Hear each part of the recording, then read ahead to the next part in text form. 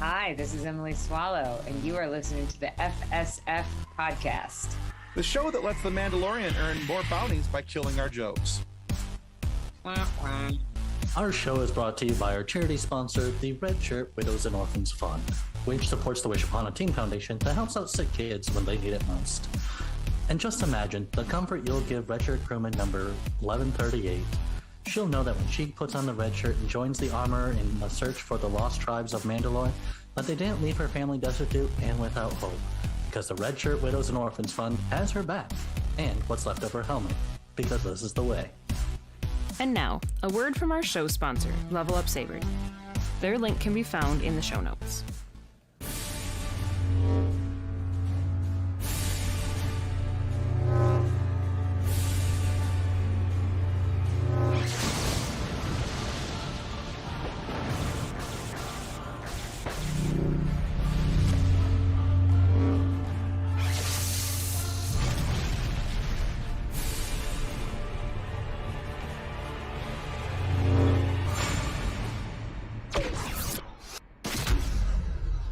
All right, so our guest today is known for her work as Amara on Supernatural, Lisa on Castlevania. Maybe you've seen her as Natalie on SEAL Team, or maybe you've seen her hidden face as the Armorer on The Mandalorian. We are so very excited to welcome Emily Swallow to the FSF podcast.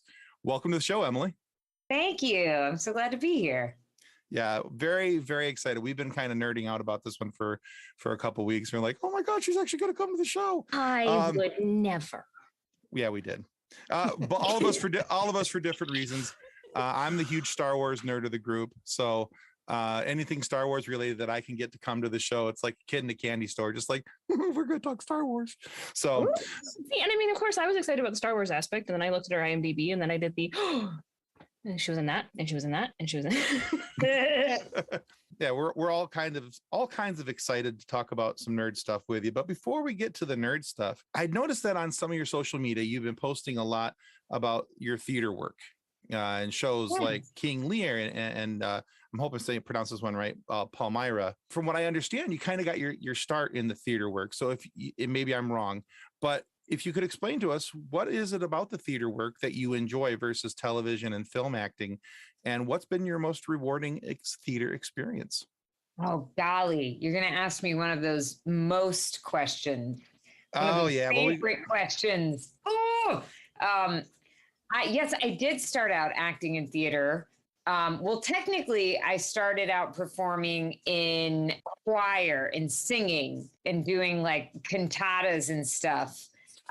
Which is theater. And I quite honestly, I was very idealistic, and I thought, why would I ever want to do anything except for theater? Why would I ever want to do television?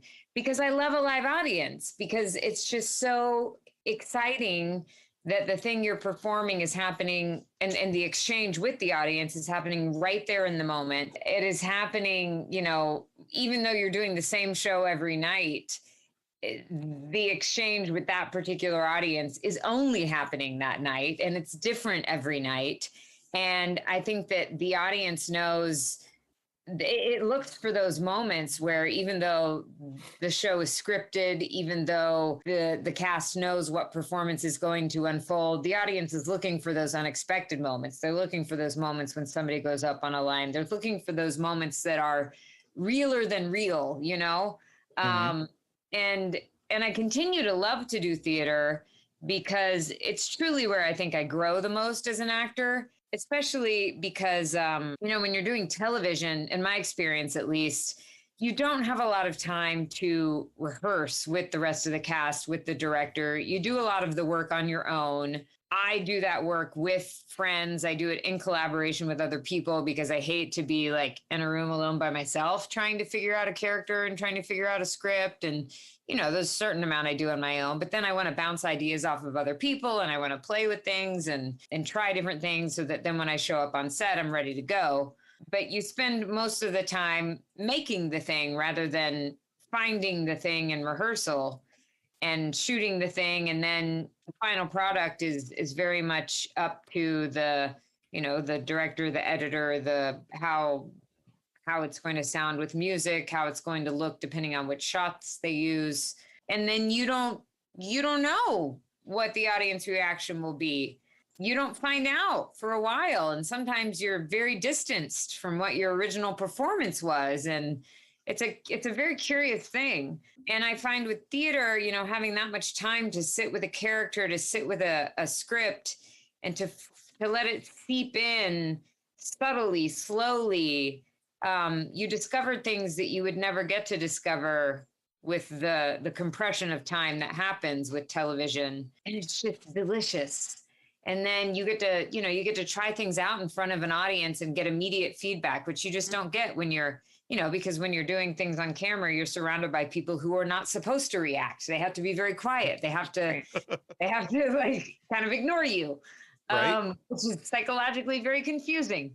And so it's sort of a laboratory, the stage, sometimes too much so, because you also learn that different audiences just have different personalities. Some audiences, because the audience will take on the mood of people around them. And so some audiences may be very, very engrossed in what's going on stage, but they're not very vocal. But you might, as an actor on stage, you might hear that they're quiet and you might think, oh my God, they hate me. We're so overly sensitive. And then some audiences, I know that's shocking to hear. Some audiences may be very loud and raucous, but not really listening that much. They're just responding to like the cheap jokes and stuff. And so you can also get way too sucked into just wanting to get that immediate audience reaction. And it's intoxicating to have the audience right there with you. So I love the in the moment learning of it and the in the moment exchange with the audience. And then especially with these conventions that I've gotten to do, I've really appreciated that gives me that, it sort of closes the loop of the storytelling for a lot of the television that I do that I don't normally get, because I don't have that exchange with the audience, since the medium is camera and I'm not sitting there with the audience in front of me. But that's really been the joy of the conventions, is getting to have that exchange with the audience finally. I love live theater. Live theater is like the absolute best. Being both on stage, having been on stage and being in the audience, I love the give and take that you have. I can't imagine trying to perform to cameras then it's these people are watching me, but they're not watching me. Yeah, like that would be weird. It's weird. In some ways it's cool because you do have that freedom to try things without the pressure. There's sometimes more freedom because you're not worried about like getting it quote unquote right. Mm-hmm. And you can try a few different things and then they're going to choose whatever take works best. And that's very liberating. You also don't have to find something that you're going to have to do repeatedly over and over and over again. So you can find something in the spontaneity of that moment and you don't have to worry about rediscovering it ever again. Mm-hmm. And that's exciting. Because that can be a challenge too. I've never done a run of anything that's longer than maybe 3 or 4 months, but I look at people who do these shows for, years at a time. And I don't know how you find the spontaneity every night. It becomes a different thing. And you talk to people who've done something for so long that they start to forget their lines because it goes to a different part of their memory. And they've had it in there for so long that they start to forget it. And that's just like, I don't think I could do a long run of something. Yeah, that makes sense. That would be difficult. Yeah. So obviously this is a nerdy podcast. We're all nerds, but we are also dog people. We are pet people. I laughed so hard when I found your dog's Instagram. This is Norma Jean. Hi, Norma Jean. Hi, Poppy. I'm Norma Jean. I am Norma Jean, and I am completely unimpressed. This is Arthur Miller, and he's only 6 months old. Oh my goodness. I love the names, by the way. That was one of the things I wanted to talk about, is that I love their names, because pets deserve the strangest of names. Mm-hmm. I have a dog named Zoe Jane. She's named after 2 characters from Firefly. Love it. I have a cat who is Nymeria Patrice. So she's a direwolf, and then Patrice from How I Met Your Mother. Interesting combo. I just got that combination. Okay. Yes. Well, because it was we named her Nymeria, and then she kept howling all the time. So I started yelling, "Nobody asked you, Patrice," at her. So, which is just mean, but it stuck. And then our other cat is Ernest Fitzgerald. So wow, they need good names. Yeah, too. And so I was scrolling through your dog's Instagram and laughing about their names and their interactions. And I am glad that you already showed them to us, because that was going to be one of the things that I asked. But what is your inspiration for their names? Because those are just fantastic. Well, my husband and I knew that we wanted human names for our first dog that we got, because we just think that that's amusing. And when we got Norma, she had this little white spot right here that looked like a beauty mark. And so we called her Marilyn for maybe 3 hours, and we decided she wasn't a Marilyn. So we went with Norma Jean, Marilyn's original name. Mm-hmm. And then we had a friend who had been begging us to name her Mr. Meatballs, even though she was a girl. And we didn't want to go that far, but we did add the meatballs to her name. Partly because my husband and I both, when we were kids, had dogs that had food as part of their names. So we thought that we should, pay homage to that. So she's Norma Jean Meatballs. And then we knew at some point we wanted to get her a friend, because she's super social, which is great. She gets along. She grew up in New York City. She's been around other dogs all of her life. She loves other dogs, which in some ways is great, but in other ways is exhausting, because on a day when she doesn't get to be around other dogs, she drives us crazy. We live in Los Angeles now in an area called Topanga, which is not where we don't get out around other dogs as much. So if we can't take her to the dog run or take her to doggy daycare, she gets really frustrated and makes it known. Poor baby. Oh, yeah. So we knew we wanted to get her a friend, and we quickly decided that if we did get a boy dog, it was going to have to be one of Marilyn's husbands. We just didn't know which one. So I'm sorry? So there's a couple to choose from. Yeah. So we'd been looking at, we wanted to get a rescue, and we found Arthur on Pet Finder when he was he's only 6 months old. We just got him 2 months ago. It's sort of rare to find a puppy rescue. Right. Mm-hmm. And at the time, his name was Baby Yoda. Oh, funny. It was come on. How do you say no to that? Yeah. The stars have aligned. Totally. And I think, he just must have, there's lots of maybe more dogs than usual because of all the dogs that got adopted during COVID that then people didn't want. But his story was that he had been purchased, and then the baby of the house was allergic to him. So he was very quickly given up. That's hard. So we got him from his foster family.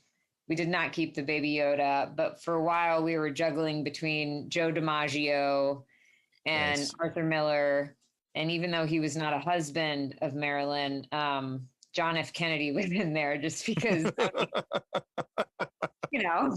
going to the dog run and being like, John F. Kennedy, get over here. Would be very amusing. Could have called him Jack. Then it was also sort of sad because, and there's also Jackie Kennedy, and that's too many dogs. A bummer. But Arthur, calling him Arthur just made us smile. So he became Arthur Miller, and he's the perfect playmate for her. I mean, he drives her crazy sometimes because he's a puppy, but she likes to play rough, and he is not at all dissuaded. He takes a licking and keeps going back for more. Did I see too that he scratched her cornea or something too? Yeah. Yeah. I saw the pictures of her with the cone of shame on. Mm-hmm. That's funny. Oh, that's happened. Yeah. They play rough, and apparently he scratched her eye and scratched her cornea. And so she had, on the 4th of July, we had to take her to the emergency vet and get her special eye drops and. Oh no, poor pup. Poor baby. Yeah. Oh goodness. I don't know. The names are fantastic, and knowing the story behind the names just makes me love them that much more. That much That's more. great. Like as soon as you said Marilyn, and I'm like, oh right, Norma Jean. Yeah. That makes sense. My mom has 2 cats, and they're Cyrano and Roxanne. But he's Cyrano de Bergerac. Oh my gosh. Yes. That's brilliant. Because he's a black and white cat, and his nose is black, so it looks like his nose is much larger than it actually is. I love that. I love it too. And then we found Roxanne on the street as this teeny tiny little handful, like tiny little kitten, upper respiratory infection to the point where her eyes were like sealed shut, running around in the street. My husband put the car in park, like threw the hazards on, jumped out, grabbed this kitten, brought her into the van. And it's like that she weighed less than a pound. Oh my goodness. And was just in the streets in the middle of Saginaw, Michigan. I'm like, this is not okay. This is not where a kitten belongs. Yeah. So now she lives with my mom, and she's a spoiled house cat. Oh. There you go. Very spoiled house cat. So we all have something that is near and dear to our hearts. Is there a project that you worked on that is less known, that is close to your heart? I mean, I feel like most of the theater that I've done winds up not being well known. I did this play I've done a few plays at the Guthrie Theater in Minnesota, Minneapolis, Minnesota. And there was a play called Nice Fish that was co-written by Louis Rylance. Sorry, not Louis Rylance. Louis Jenkins and Mark Rylance. Mark Rylance, the actor. And Mark directed it with his wife, Claire. And Mark was also in it. And he has, for a long time, been like one of my bucket list actors to work with. And so I got to work on this brand new play that we sort of helped write as we were rehearsing. And there were parts of the show that we improvised every night. And it was just so much fun. I was playing this Norse goddess Freya, and the premise, it was sort of like a Waiting for Godot of these two Midwestern ice fishermen who were out on the ice of a frozen lake on I think it was the last day of ice fishing season. So, you know, they got to catch a fish. And if you've ever been ice fishing, it's super fast paced. Miserable. Yeah. And then into their lives is blown this hut, this ice hut. And it's a sauna. And out walks this, they don't know she's a goddess, but this Norse goddess. However, she's actually been kidnapped by this sort of redneck. Can you be a Midwestern redneck? Yes. All 3 of us live in Michigan. We know that they exist. Yeah. I'd go grab my neighbors, but you know, they don't believe the internet exists. So my neighbor's out there with his big old H3 Hummer. Yeah, they exist. Fantastic. So yeah, he's like this snowmobile, and he's also a god, but it was inspired sort of by the ring cycle. Like, cause there's this part of the ring cycle where Freya gets kidnapped, but you don't ever know where she goes. And so Mark was like, well, I wonder where Freya went. And so it's like these 2 podunk fishermen, and they get tangled up with these gods, and Freya is like living with humans for the first time, but really all she wants to do is throw birthday parties, and they're on a frozen lake, and like, it's just madness.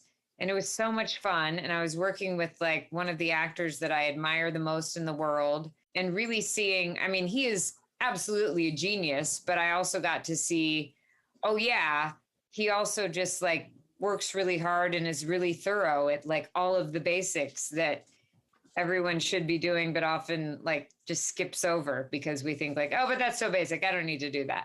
And it was just phenomenal. So that's something that is near and dear to me for sure. Excellent. Yeah.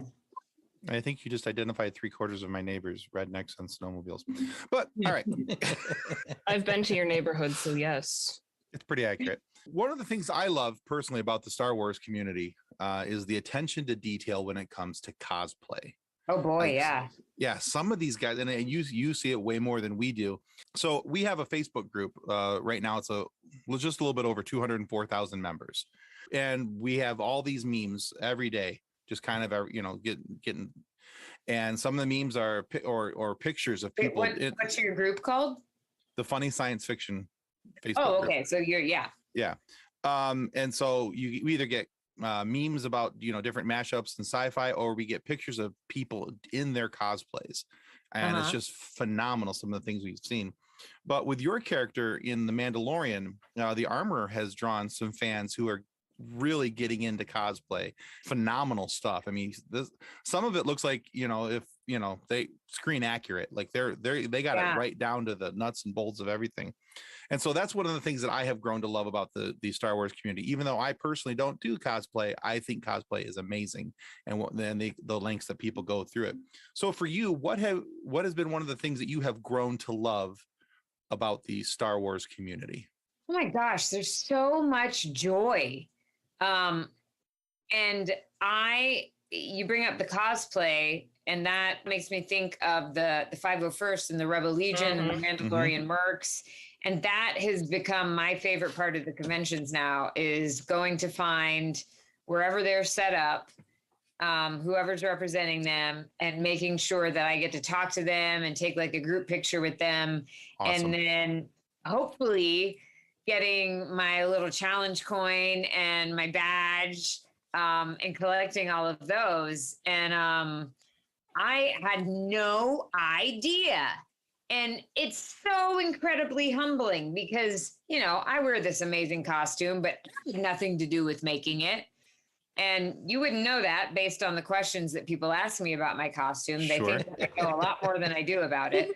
But I had nothing to do with making it. I can, however, tell people, because there seems to be a lot of confusion about my costume really didn't change between The Mandalorian and the Book of Boba Fett. There's minor differences, but I think people think that there was a whole color overhaul. So for all of the cosplayers out there who are building the armorer, very minor differences. I wouldn't worry about it. It's the same colors. There was nothing that was redone really. So you can, if you built one for season 1 of The Mandalorian, you don't have to redo it. But I love seeing all of the charity work that's done and all of the outreach. I just think that I had no idea that this world existed. And the fact that people are so good at making these elaborate costumes and they're going out and saving the world. I mean, I'm just blown away. And they're so good at making it. They're so good at making it that then Disney is hiring them to be in shows in their cosplay armor. That's just... They've been in The Mandalorian. Yeah, I thought that was really cool.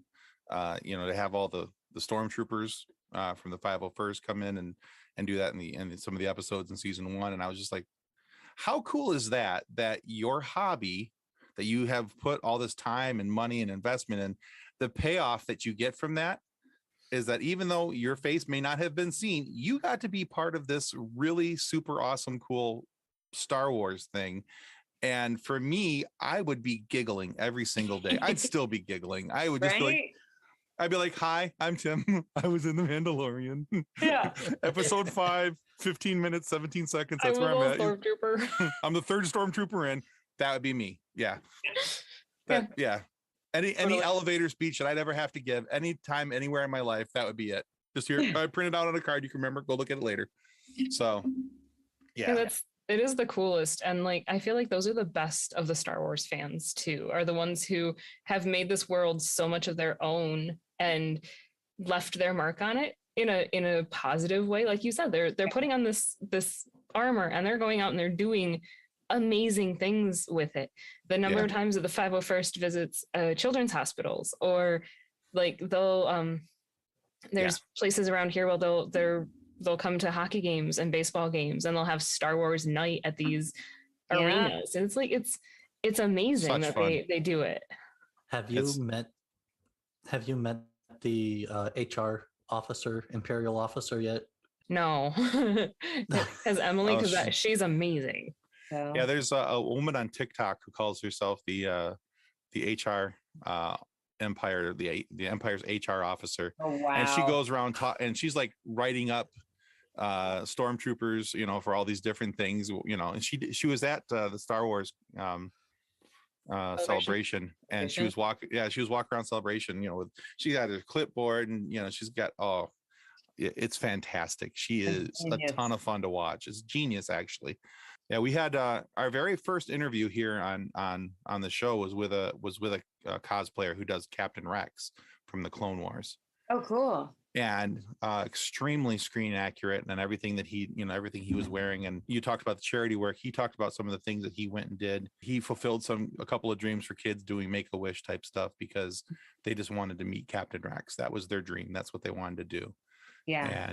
And then he did the Sexy Rexy calendar too. He did do the Sexy Rexy calendar. Oh. That is true. It's fantastic. It's very entertaining. But he did some charity work with that too. That the proceeds from the calendar went to charity work as well. I loved that he did that. Yeah, it was pretty impressive. He's a good dude. But playing off of Tim's question a little bit, talking about Star Wars, you have now seen people cosplaying as your character. And my mom and I are actually going to be making a Star Wars quilt that has you on it. Oh, cool. You're on the fabric, which I think is amazing. So how does it feel for you to have your character be on this merchandise? And do you have an action figure of yourself? Oh my gosh, yes, I do. It's unbelievable. I mean, and it's not, people say is it a dream come true? I didn't dream for this. I didn't know that I could dream for something like this because it's just so out there. It's bonkers. It's so weird and so cool. And yes, I do have multiple action figures now. It's also, that part of it is very humbling too, because these things come out and I don't find out until my dogs are attacking each other. Thomas putting Arthur in his place. I don't find out until one of my friends says hey, did you know that this thing exists? None of the companies that make them tell me anything about them. And actually I will, there's an exception to that, which I will tell you about. But when the first Black series came out, I got so excited and I saw it, and I wrote to Hasbro on Instagram and I was like, hey, I play the Armorer. I was wondering if maybe I could get one. And nobody ever wrote me back. Oh. Aw. Sad face. I mean, they probably thought I was lying, but it's so separate. That part of it is so separate from making the show. Mm-hmm. However, Sideshow, the company that does the Hot Toys, the 1/6 scale, they're amazing, and they sent me one of those, and they also partner with Rock Love Jewelry, and they sent me this gold Armorer ring that I have that is very cool. So they've been really great, and they sent me stuff. And yes, I do. I have my own of all those, and we don't really have a space for all those yet, so they're just sort of shoved in little nooks and crannies. But it's also it's the only thing that I have. Amara doesn't even have. Funko does not make any of the female supernatural characters except for Charlie. Sad. I mean, Charlie's awesome, but that's Charlie absolutely deserves one. But it's so weird that nobody else has one, which is something that I'm talking to them about right now. Awesome. It's kind of nice having an action figure for a character that is masked, because then you don't ever have to get into the weird thing of does my face really look like that? Right. It's weird. Well, yeah, especially with Funko, the way they kind of distort the face, the big eyes, and yeah. Yeah. I'm trying to remember. Wasn't Amara in more episodes than Charlie? I don't know, but Rowena's been in. I mean, of anybody, Rowena should have them. Rowena, Mary. Yeah. Come on. I mean, I just want to say though that if I had a Funko Pop of myself, first off, I would take it out of the box, just so that's clear. But I'd also be any of your others. The rest are kept in their natural captivity. But I would sit there and just be like, bink, bink, bink. Yeah. I cannot even imagine having an action figure of myself. That would be that is so cool. It's really cool. It's like it's so weird. But like you said, is it a dream come true? I didn't know this was possible. Like, Yeah. how do you dream for something this bizarre? Yeah, it's not. It's just weird. It's crazy. It's awesome. And I think too, as a kid, it's something that I wouldn't have dreamed of either, even though I had tons of action figures and played with, WWE, well, they were WWF back then, the wrestling guys and, and all that kind of stuff and GI Joes and things. But I never associated a person with them, just that this was a character. So I wouldn't have thought that, I could be one of those. So I can see the dissociation from that. Absolutely. But you're on fabric even. Like that's just it's cool. I mean, it's totally probably incredibly nerdy that I'm making a Star Wars quilt, but I think it'll be fun. Well, that fabric is really cool. I have a mask made out of that fabric, and I like that print. Yeah, I got some really cool ones. Fabric, or do you have multiple different? I have other ones. I have there's an original trilogy like stained glass window pattern that's really cool. I've got rainbow Vader heads because that's just funny. Like it's the Vader mask, but instead of black, it's rainbowed, which I think is just pretty. I've got one that's just got like C-3PO, R2-D2, and Chewie on it. I've got a few. I should have grabbed the other ones, but this was the one I was the most excited about. So when Mandalorian season 1 came out, we as fans got quite excited about the child. And then we learned the name of the child, which was Grogu. And many fans continued to call him Baby Yoda. So what do you prefer to call him? Grogu or Baby Yoda? I feel like he's never going to get away from being Baby Yoda. And I remember we, as a cast, we were very specifically instructed by Disney PR to refer to him as the child. We were only supposed to call him the child. And I also remember when they just gave up. And we stopped hearing that. Because they were like, what are we going to do? People are going to call him Baby Yoda. Forget it. Yeah, at a certain point, I think he's got to kind of steer into it. When you make something that looks like Yoda and you don't tell us his name, we're going to call him Baby Yoda. We tend to just call him the baby on set. Nobody really calls him Grogu, but also no one calls him the child. Call him the baby. Fair enough. I don't know how that started. He's a little older now, Yeah. Right. My 3-year-old yells at us if we call him Grogu. She yells at me that it's Baby Yoda. Oh wow. She is adamant. Get in line. Yeah. She's an interesting child. She's the best. You guys are so screwed. We are so screwed. She is the child that when young Leia shows up in Obi-Wan and I looked at her with the, oh crap, that's what I'm raising. Oh boy. Oh boy. But at the same time, I'm like, okay, I know what Leia grows up to be. This is good. Huh. I am raising a leader. I just have to put up with her until then. Yes, you do. The not putting out her fire because she's going to need it someday. It's also turning me gray. Yes, it is. She's adorable, but she's going to be a handful. Well, as long as she doesn't tick off some Imperial officer, our planet's safe. She's got her own lightsaber now. I think we'll be fine. There you go. So as we mentioned, Emily, we do have a pretty large Facebook group. And a couple of days ago, I put out there, hey, that we're going to be talking with Emily Swallow in a couple of days. Anything that you guys would like to ask of her or say to her. And so I have a couple comments and one question for you. Okay. All right. So the first is from a gentleman named Garrett Nobles. He said, just thank her for us, please. I love her delivery for the character. The pride and strength she displays so subtly just makes the character perfect. Oh, thank you.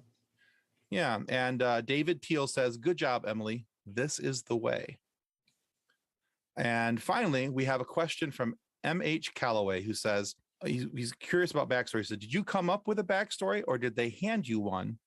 Or did you just put on the armor and take it from there? They did not give me a backstory. And I have come up, she's so interesting to me because sometimes I find it useful to give her some history. And then sometimes I find it more useful to not really attach her to much because she and I've never really felt that way about a character before, but I find with her, she is somebody whose personal history, I don't think, at least from what we've seen of her so far, I don't think her personal history matters that much, because I think that she is working so much in service of the community and of the Mandalorians. And she is more interested. She's so selfless, and she is so representative of kind of their moral center. Mm-hmm. She reminds them of that. She reminds them of where they came from. She reminds them what is important to them when they get distracted by the madness that's going on around them. And in that sense, I think she doesn't really let herself get distracted by her personal history. And so, but I also am not interested in making her someone who's completely emotionally detached from anything. I think that things do affect her personally. Mm-hmm. I think that she's just, she plays her cards close to the vest. So there have been things that I've come up with for her. Some of those things have changed as they've given me more information about what's happening with her through the story. Mm-hmm. And so I'm very reluctant to share those things. That's fine. But she's interesting that way, because I love coming up with backstory for characters. And I find that she is a character very much in keeping with how George Lucas wrote, how I think he wrote a lot of these like mentor figures. She's very archetypal. And I think that I learn a lot about her through what it is that Din Djarin needs for his journey. Mm-hmm. So I almost like seeing where it is that they're writing for him, where he needs to go. I sort of say, oh, okay, so how can she serve that? This must be what's going on for her, if that makes sense. Mm-hmm. No, it does. Yeah. Yeah. And I think that I agree with Garrett. Two of the things, the qualities that Mandalorians espouse are the pride in their culture and who they are and what they are, but also the strength of being a warrior. And I think that you show that very well with her character and how, how she portrays herself and how she interacts with others inside of her community and things.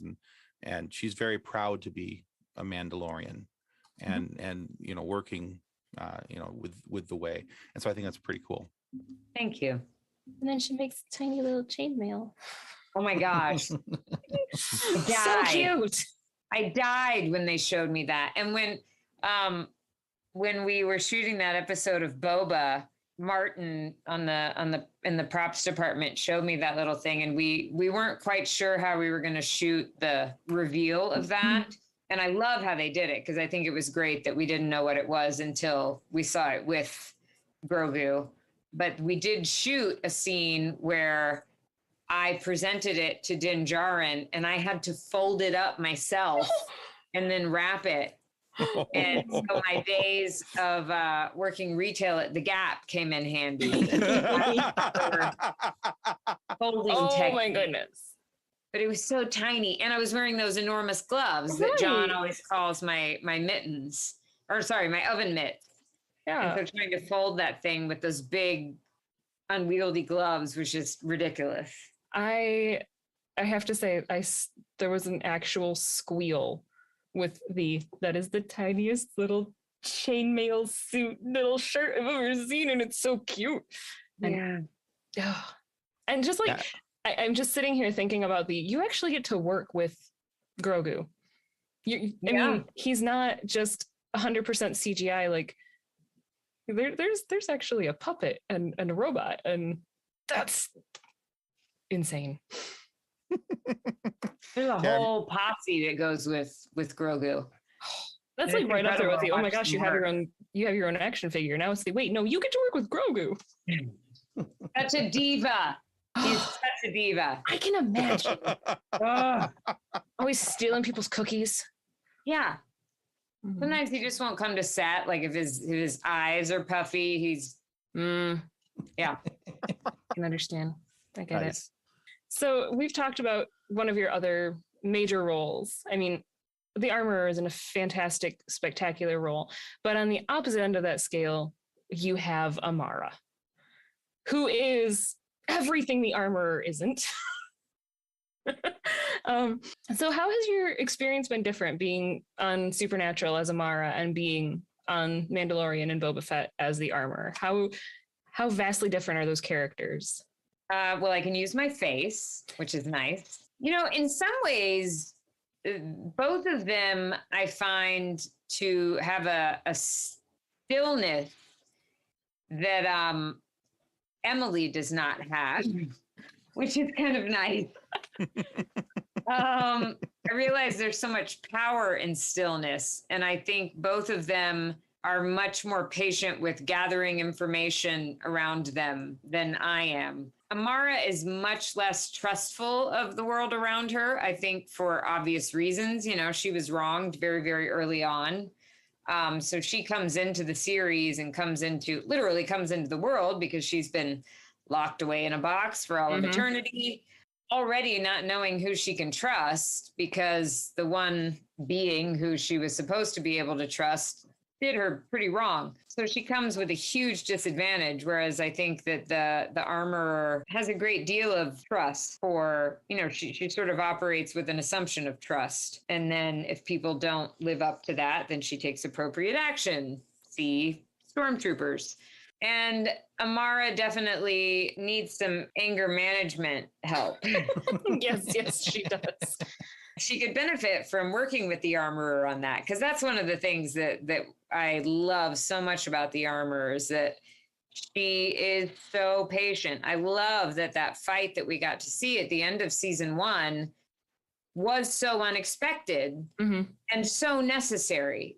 You see what she's capable of, and you see that she really waited to use that only when it was absolutely necessary. And that is something incredibly admirable because you know, like that fight. I love that scene in chapter 3 when Paz Vizsla and Din Djarin are getting all, you know, up in each other's grills and it's about to come to blows. And finally she stops it. But, you know, she doesn't do it with force. She doesn't get up in their faces.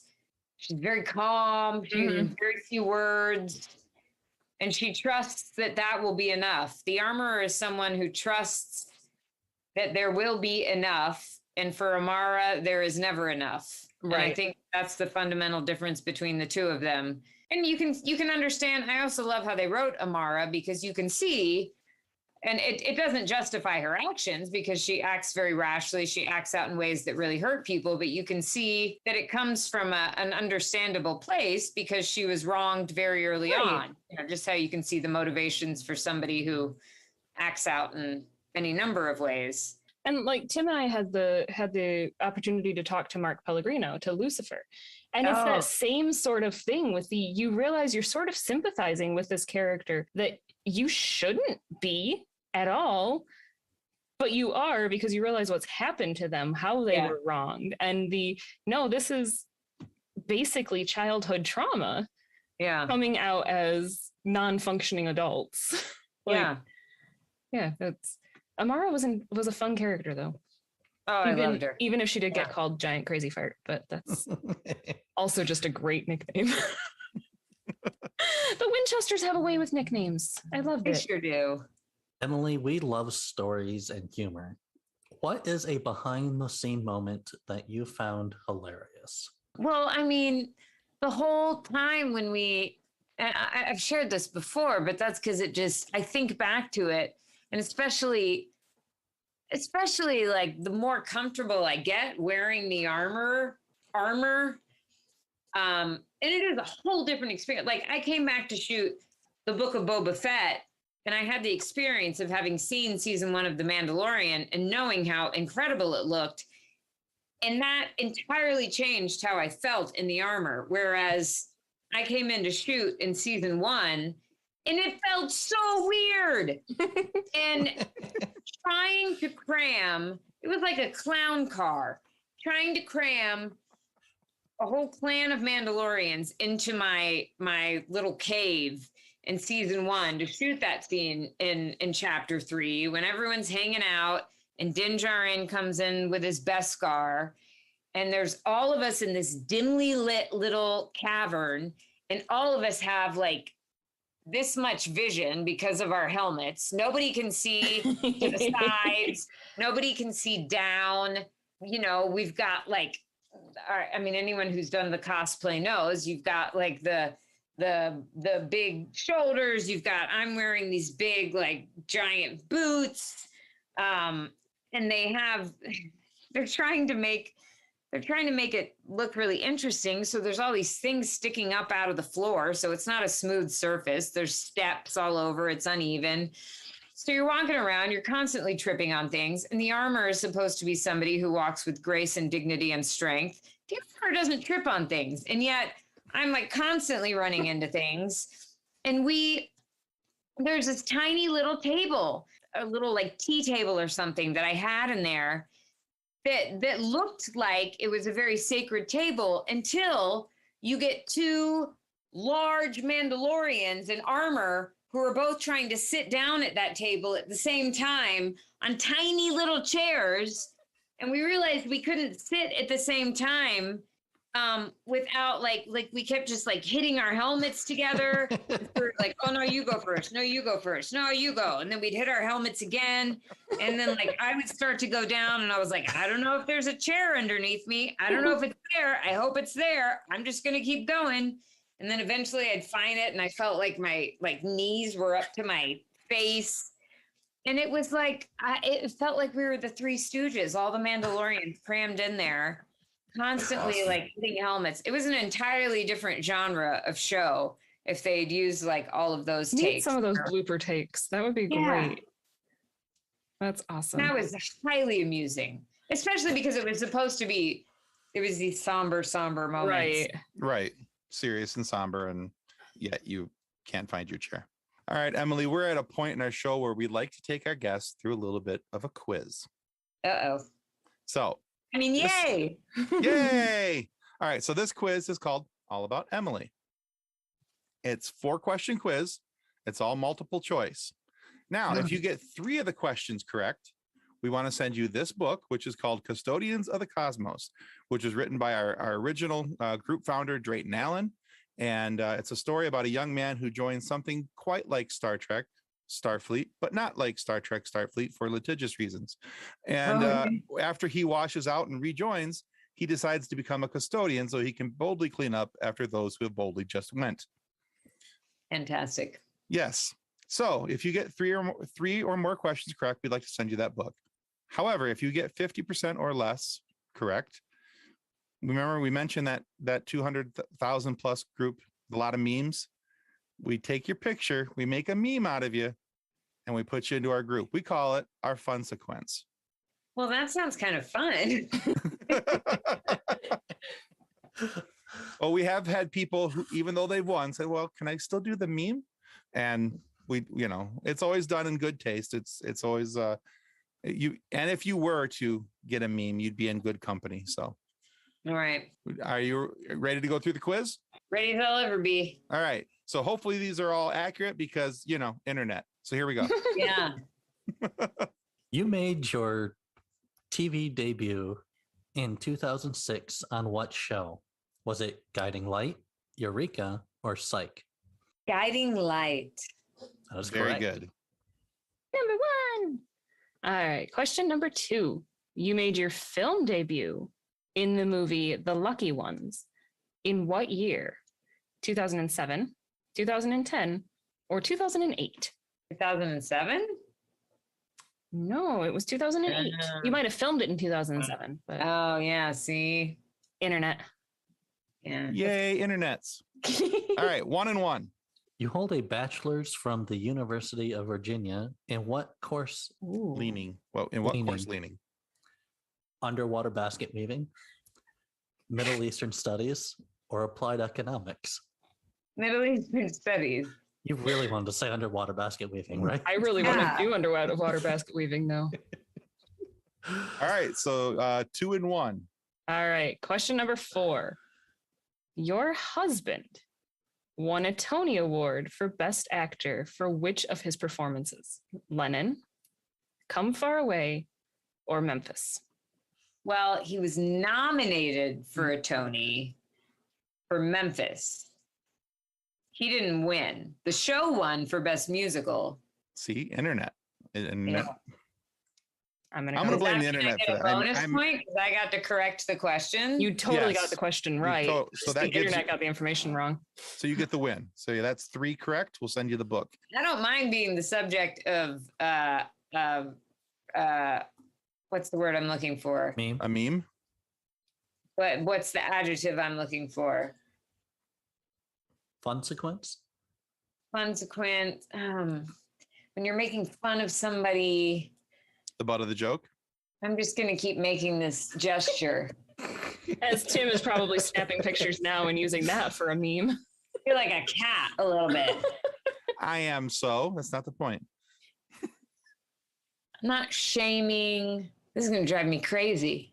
Oh, well. The You can email me later. Ridiculing. Hey, I helped. I did a thing. I helped. I did. I'm done now. Well, Emily, thank you so much for being on the show today. Where can our listeners go to find out more about you and what you're working on? You can go to Instagram. I'm Biggie Swalls, which is BIGESWALLZ. That's also my Twitter, but I got to be honest, I don't venture onto Twitter much. It frightens me. And on Facebook, I'm Emily Swallow Fans. And I do try to keep up with messages, even, when they're from people I don't know, and respond when I can. But sometimes I just don't understand how those messages get organized. So I'm sorry if I don't write you back. I try. It's Facebook. Nobody understands. Yeah.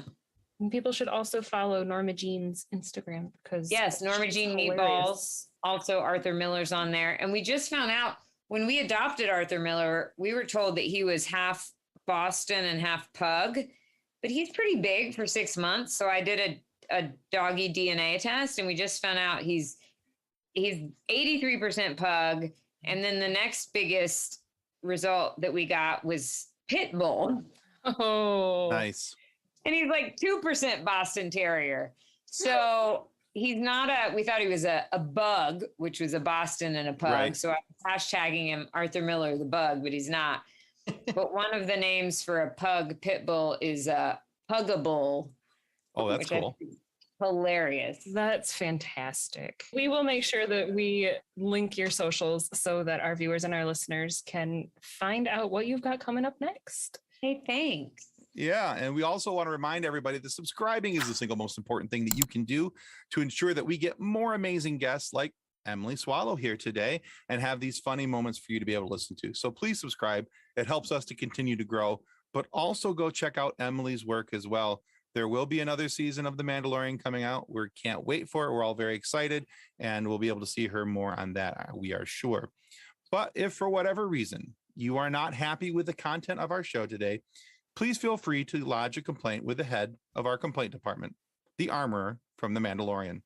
Sure, she may not come after you personally. She doesn't have to, but she does have all those extra Mandos to do her dirty work. Plus, she builds some pretty cool stuff from all that Beskar. So yeah, only one copy of your complaint will do the job. She does seem to run a pretty efficient ship over there. And if we ever hear the words from behind us, "This is the way," we will know that we have offended someone greatly and our time on this rock is done. Thank you very much, Emily. Thank you. Oh. Hi, special guest. Bye. Bye. Bye. Hi and bye. Hi and bye. All right. Thanks for watching, everybody. Enjoy. Goodbye. On behalf of the rest of the hosts of the FSF Podcast, we want to thank you for listening to this episode.